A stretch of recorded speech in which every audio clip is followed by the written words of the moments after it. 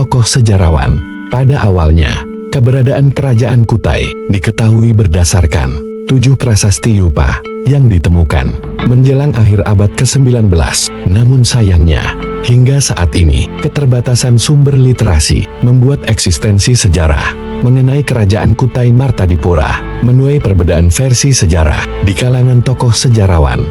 Berikut kami akan membahas sejarah kisah kerajaan Kutai Martadipura menurut versi RNLDZ Studio.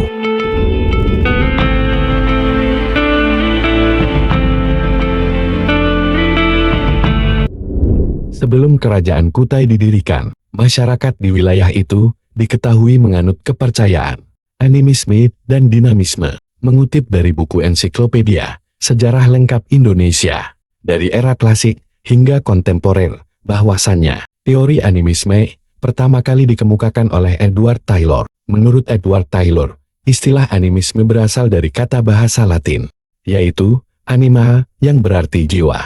Menurut Edward Taylor, tentang animisme, setelah manusia meninggal dunia, jiwa atau roh akan meninggalkan jasmaninya dan menempati setiap makhluk hidup. Jiwa atau roh itu kemudian bisa berpindah dan menempati setiap makhluk hidup maupun setiap benda material. Oleh sebab itu, agar roh tidak mengganggu, maka perlu dilakukan pemujaan pada arwah leluhur atau setiap benda yang dianggap memiliki kekuatan magis.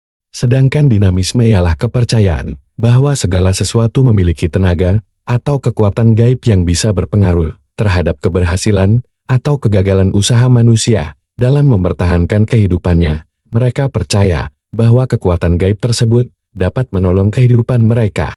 Menurut Oxford English Dictionary, dinamisme adalah sistem teori atau doktrin yang berusaha menjelaskan fenomena alam semesta oleh suatu kekuatan atau energi imanen. Sedangkan menurut Ensiklopedia Umum Indonesia, pengertian dinamisme ialah kepercayaan keagamaan primitif. Pada zaman sebelum kedatangan agama Hindu ke Indonesia, dinamisme juga disebut dengan istilah preanimisme yang mengajarkan bahwa setiap benda atau makhluk mempunyai kekuatan gaib. Masuknya ajaran agama Hindu ke wilayah kerajaan Kutai tak hanya mengubah kepercayaan, melainkan juga kehidupan sosial, politik, dan perekonomian penduduknya dalam setiap prasasti yang ditemukan di Muara Kaman.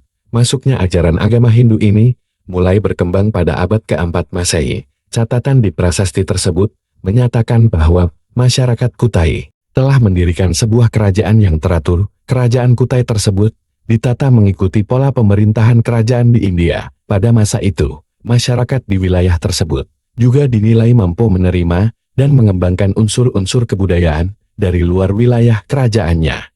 Mengutip dari isi prasasti Yupa, dapat diketahui bahwasannya kerajaan Kutai mencapai puncak kejayaannya pada masa pemerintahan Raja Mulawarman. Raja Mulawarman disebut-sebut sebagai raja yang memiliki budi pekerti baik dan pernah mengadakan upacara persembahan 20.000 ekor lembu untuk kaum Brahmana yang bertempat di Wapraketvara. Wapraketvara adalah tempat suci keramat yang merupakan sinkretisme antara kebudayaan Hindu dengan kebudayaan Indonesia. Sebagai keturunan Raja Aswawarman, Raja Mulawarman juga melakukan upacara Fratyastoma. Perlu diketahui bahwasannya Fratyastoma adalah upacara penyucian diri untuk masuk pada kasta ksatria. Pada masa pemerintahan Mulawarman, upacara penghinduan ini dipimpin oleh pendeta kaum Brahmana. Selain itu, di bawah kekuasaan Raja Mulawarman, kehidupan ekonomi kerajaan Kutai mengalami perkembangan pesat dari sektor pertanian dan perdagangan.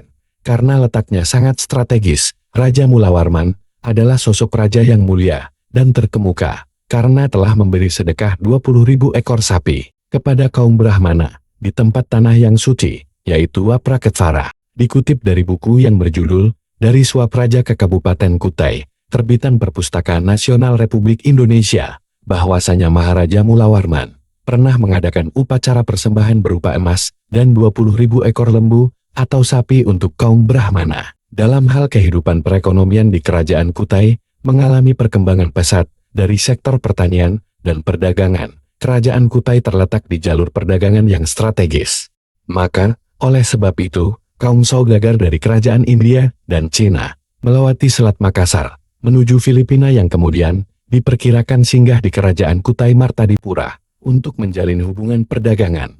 Para ahli sejarah pun mengatakan bahwasannya perekonomian kerajaan Kutai Martadipura pada masa Raja Mulawarman dinilai maju dan berkembang pesat.